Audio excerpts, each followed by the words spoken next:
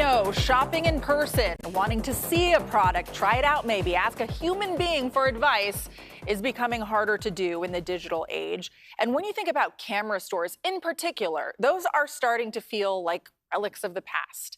In Berkeley, one camera shop has hung on for a half century, but their latest setback is even making that difficult to do, difficult to carry on.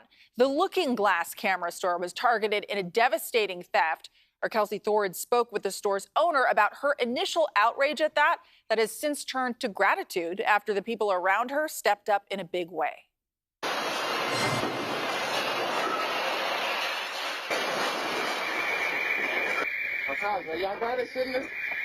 Watching the surveillance video of 4 suspects ramming a car into her storefront and then stealing countless cameras and supplies, Jen Wachikowski, the president and CEO of Looking Glass Photo in Berkeley, says at this point, she's just exhausted. I'm so deeply disappointed.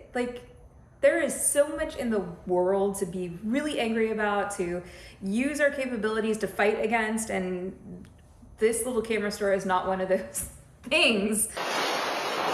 Early Sunday morning, Jen says she woke up to an alert on her phone saying her camera shop's alarm was going off. It's that first thing in the morning, not really awake, overwhelmed and feeling furious and scared and worried and unsure. I'm at home, I'm not here. Jen says she watched live from the security cameras as the suspects went back and forth between their car and her storage room, grabbing as many cameras as they could. By the time police arrived, Jen says the suspects had already taken off. When she got to the scene, she says the store was almost unrecognizable.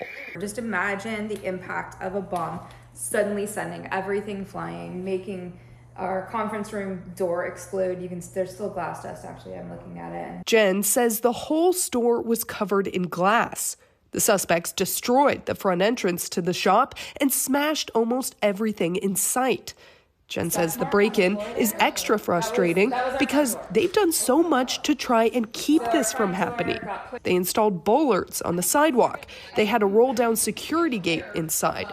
They stored all of their equipment in the back room, but still this. How can we get more creative with our security? We think we're being creative with our security, right? It wasn't creative enough. Jen says one glimmer of hope through this difficult time has been all of the support pouring in from the local community and beyond. I could not stop crying yesterday with all the messages coming in. The financial support is wonderful, but just people doing whatever they could to come by and let us know that they care, that what we do matters, that they took it personally, that they were as angry as we were. So far, more than $50,000 has been donated to help in the recovery effort. Jen says the response is overwhelming, but so amazing. Now, as she tries to figure out what's next, she says she's just happy to know that her community is behind her every step of the way. I'm just trying to create a stronger bond again with our community that we always do, making them feel safe when they come in here, as well as securing our space.